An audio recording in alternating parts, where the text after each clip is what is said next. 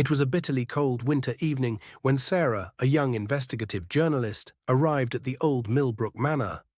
The mansion, an imposing structure hidden deep in the countryside, had been the subject of many eerie rumors for decades. Whispers of its haunting past had reached Sarah, and with her journalistic curiosity, she couldn't resist the pull of the mysteries that lay behind its ancient walls. For years the manor had been abandoned, yet strange reports had surfaced about people seeing shadows moving in the windows, hearing faint cries at night, and experiencing sudden chills in the surrounding woods. The most terrifying rumor, however, was about the ghost that haunted the manor, an entity believed to have killed several people over the years. Sarah had done her research. The legend told of a man named Thomas Holloway, a wealthy but cruel aristocrat who had lived in the mansion during the 1800s. He was said to have been a ruthless tyrant, cruel to his servants and even to his family. One night, in a fit of rage, Thomas allegedly murdered his wife Elizabeth and his young daughter Eleanor before vanishing without a trace. The authorities never found his body, and the murders remained unsolved. But ever since that tragic night, the mansion had been cursed, with reports of strange deaths and sightings of a spectral figure wearing a dark Victorian suit. Despite the chilling stories, Sarah was determined to uncover the truth. Armed with her camera, voice recorder and notebook, she made her way through the overgrown garden and towards the large rusted front door.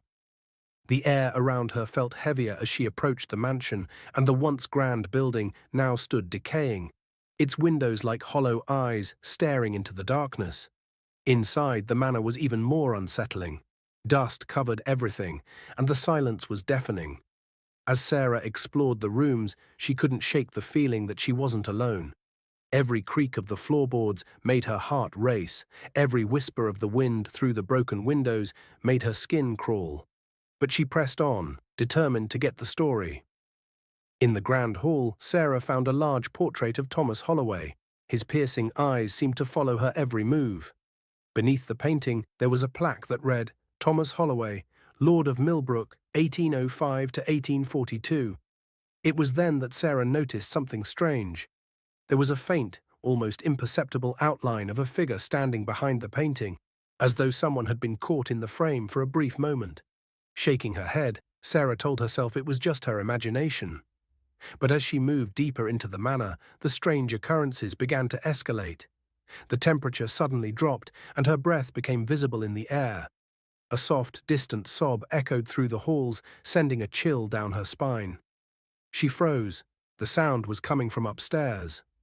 Against all reason, Sarah climbed the creaking staircase. The sobs grew louder with each step she took. When she reached the top, the sound stopped abruptly. The hallway was dark, the only light coming from the faint glow of her flashlight.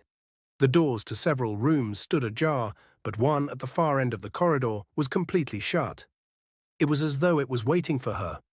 With a mix of dread and curiosity, Sarah made her way to the door and slowly pushed it open. Inside was a large, dusty bedroom, its furniture covered in white sheets. The room seemed normal at first, but then Sarah noticed something horrifying. A figure standing by the window. It was a man, tall and gaunt, dressed in a dark suit, his face hidden in shadows. His presence was chilling, his very aura radiating malevolence. Sarah's heart skipped a beat.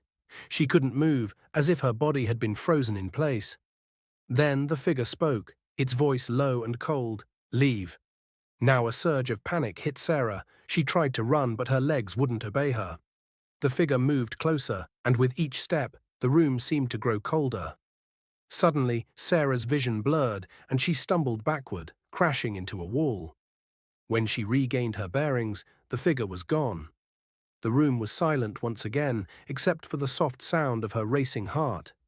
Desperate to escape, Sarah rushed down the stairs, but before she could reach the front door, she heard a loud bang from upstairs. It was followed by the sound of heavy footsteps, slow, deliberate, and growing closer. Her breath quickened as she turned to face the source of the noise. In the doorway stood the ghostly figure once again, its cold eyes fixed on her. The man raised a hand, and Sarah felt a sharp pain shoot through her chest. She gasped, clutching at her heart, but the pain didn't subside.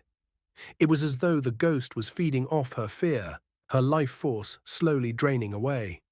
With every ounce of strength, Sarah stumbled toward the door, finally bursting outside into the night.